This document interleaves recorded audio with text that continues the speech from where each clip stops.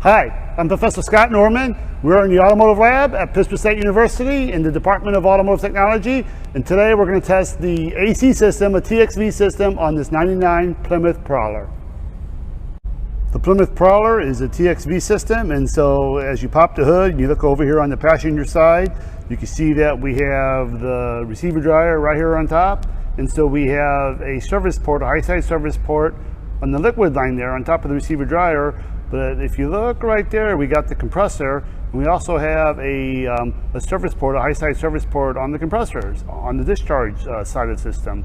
So I have two gauges hooked up. I have the high side hooked up on both sides, on the discharge side and the liquid line side, and then the low side service port we have right there on the compressor that I just have one of the gauges hooked up. We also have, if I follow the liquid line all the way down kind of to where the bulkhead is, if I get way back in there, you can kind of see the TXV right there. I'm kind of pointing to it right there with an extension, but so the TXV is actually fairly easy to get to on this vehicle.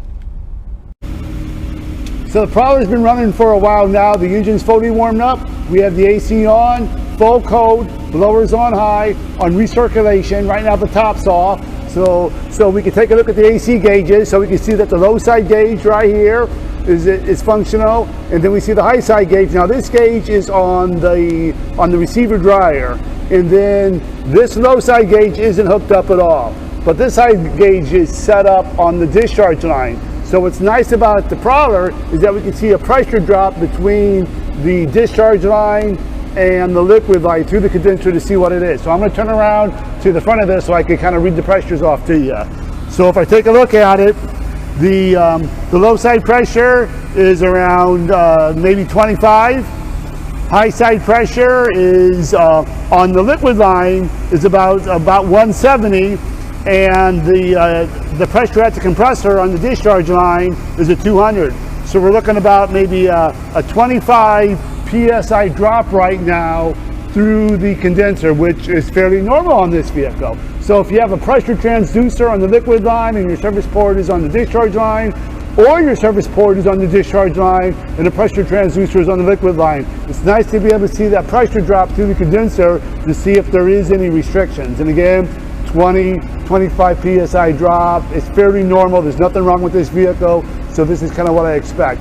On today's temperature, it is 72 degrees in the shop, and the relative humidity is 44%. So again, this is a climate controlled shop, so there's not necessarily any type of heat load on the vehicle right now.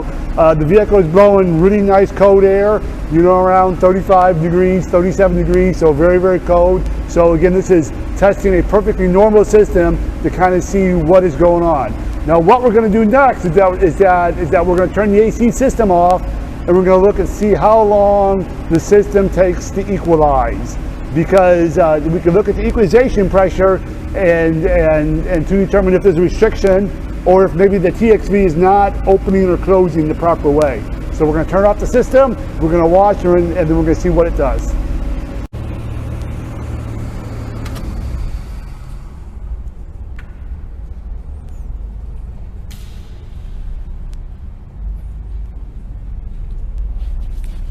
Okay, so I turn the system off, and we're going to watch and see what the system equalizes. When I turn off a TXV system, that TXV is going to close. And depending upon how that TXV is made or designed, it depends on how long it takes for it to equalize. Typically I see, on most vehicles, 3 to 5 minutes. On some vehicles where the TXV closes all the way and there's no relief notch in the valve, it could take a lot longer. So this is a hard thing to kind of understand what's normal. So the only way to know for sure what is normal for an equalization time is do this to every single vehicle. Turn off the vehicle on a TXV, look at the equalization time and see what it is. And after you do 10, 15, 20, 50, 100, whatever it takes, you're going to kind of get an idea in your head what's normal and what's not normal. If the TXV equalizes instantaneously, let's say within 30 seconds, or under, that's very fast for a TXV system. We could assume that the TXV is stuck open, it's not closing off all the way, and that's a problem. Also, if equalization doesn't happen at all, you sit there and sit here for 10 minutes, 20 minutes, a half an hour, and equalization isn't happening. That is a problem. When I first turned off the vehicle, you should have saw the low pressure jump up quite a bit, and also a high side pressure jump down just a little bit.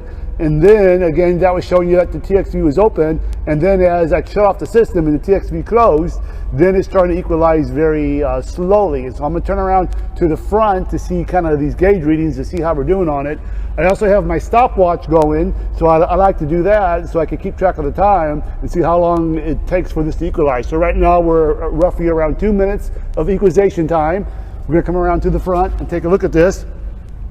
So I'm seeing that my low side pressure is at 50, you know, it was down, you know, 25, and my high side pressure on the liquid line is, you know, right around, you know, looks like 130 or something like that. And as I sit here and watch, I can see this gauge slowly going up. So, you know, I was at 50, now I'm at 51, now I'm going at 52, pretty soon I'm going to be at 53.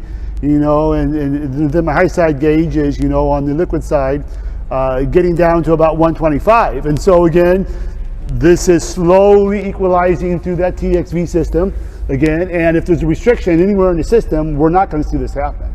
We're going to see it be a lot slower than normal on this. So we're going to sit here and we're going to watch this just for a little bit and see how long this system does take to equalize.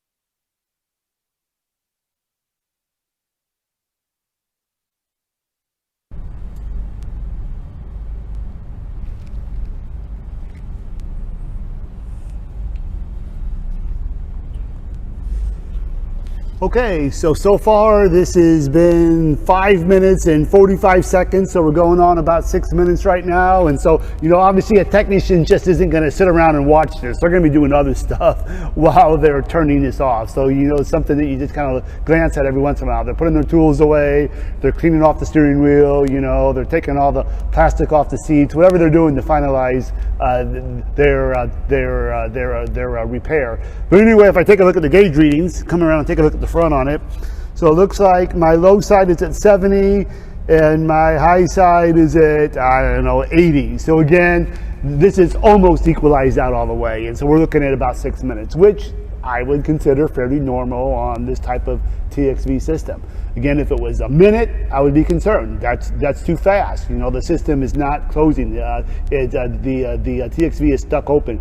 If it's taking way too long, you know, I've seen systems that are restricted that would take, you know, half an hour, they would never equalize. I would turn the system off and I would come back hours later and they're still, you know, low side pressure is down around 30, high side pressure is up above 150. So they never equalize at all, which is right away indicating, wow, we got a big problem with the system. The system is only going to equalize through the restriction. It's not going to equalize through the compressor. So again, you know that there's a restriction in the system. The next thing we're going to try to do is we're going to do some further testing on the TXV system.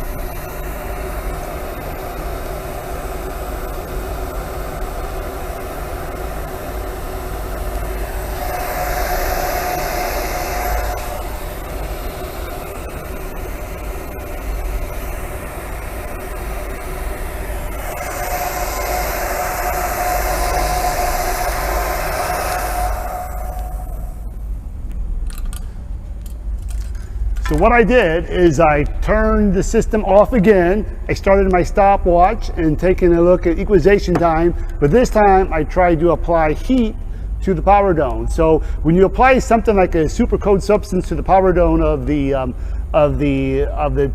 H valve, okay, that's going to cause it to close. Well, if you apply some heat to it, you're going to try to open it up a little bit. And so what I did is that this H valve is fairly easy to get to. I can't get to all H valves with my heat gun, but I'm just going to use just a basic automotive heat gun and apply a little bit of heat to the TXV. You know, be careful and don't start anything on fire. And I do it not more than a minute. And then I take a look at my equalization time and see what it is. So I had a baseline on this vehicle of about 6 minutes. So let's take a look at it and let's see where we're at right now with our pressures. Right now we're looking at about 2 minutes of equalization time right now.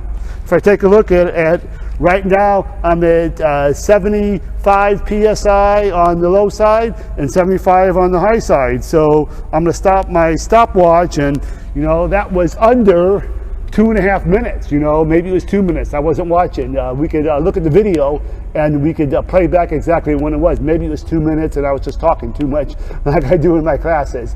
Anyway, the key is that I was able to trick that TXV by applying just a little bit of heat to it with the heat gun in order to open it up to allow my equalization time to be faster than what it was normally. So again, I'm testing this TXV system to see if I could get it to open, and this TXV did open. The next thing we're going to do is we're going to start the vehicle up, and we are going to apply CO2 to the H valve, and we're going to try to get it now to close, and we're going to see what happens when it closes. When I test the TXV to try to get it to open, I turn the system off. But if I test the TXV to see if it closes, I am going to have the system on, and I want the system to be as high of low side pressure as I can. So I typically put my blower motor on high, full code, but I put it on fresh air versus recirculation to try to get the low side pressure up above, 25, maybe around 30 would be nice. So we're going to do that next. Final test we're going to do with this TXV system is we're going to test the H valve to see if it closes. So right now I have the vehicle running and I got my CO2 right over here. I have it upside down in a vise, and we're going to be able to open and close the valve with one hand. In the other hand I have my power wand, I call it. But anyway, I'm going to spray CO2, liquid CO2 right at the top of that power dome. I'm going to try to get that H valve, I call it TXV, the H valve TXV to close. And when that closes, I should be able to see my pressure drop down drastically. High side pressure isn't going to move a lot. It's going to drop down just a little bit, but I'm watching for that giant drop of my low side to know that my TXV is closing. And then as the TXV thaws out, it starts opening up again, I should start seeing the pressure start to jump up again. So we're going to take a look at that and we're going to see how it's going. So I got my left hand right there on the valve. I got my right hand on the power dome, which is easy to get to on this vehicle. And I'm watching the gauges and we'll see what happens.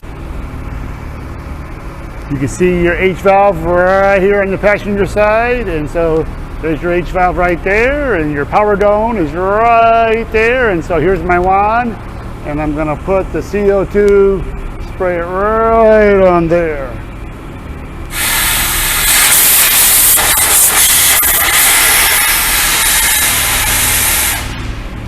Make sure you hang on to your wand tight.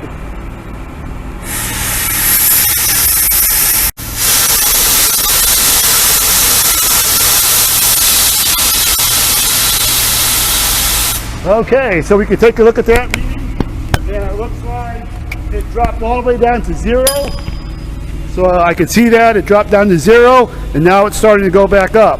Also, if you take a look at that, the high side, there was a restriction. That TXV closed down all the way, but the high side didn't jump up a whole bunch. The high side stayed where it was at, maybe dropped down just a little bit. So on this particular system, it worked out just great. I was able to put my CO2 on the H valve, and again, it causes this valve to close down. And when there's a restriction on the low side, like in the TXV, it's not causing the high side pressure to go up way high. The high side pressure is fairly normal, and again, you see it maybe drop down just a little bit. So the key point here is a low side restriction doesn't necessarily cause the high side pressure to go up way high. Okay. So on this particular vehicle, we're pretty confident that this H valve is working perfect. We tested it 3 different ways. Number 1, we looked at the equalization test and made sure that when I shut the system off, that the equalization time is fairly normal. On this vehicle is 6 minutes. The next thing I did is I applied some heat to the power dome of the H valve, which causes it to open up when I shut the system off, allowing my equalization time to be a lot less, a third less. And so again, I know that it's capable of moving. The last test I did, which is a pretty common test, is while the system is running, I applied CO2 to the power dome, and I got that TXV to close, and I saw the vacuum gauge, or sorry, the low side gauge drop down into a vacuum. That it closed off all the way. Okay, down to 0. And then as I turned off the CO2 and allowed the TXV to fall back out again, it came up with normal readings. This is Scott Norman, and if you guys are looking for some more educational videos on automotive technology, you can look at my Professor Pintane YouTube channel. I'm also on Facebook, and I have a new website. Just look for ProfessorPintane.com. Thank you very much. You guys have a good day.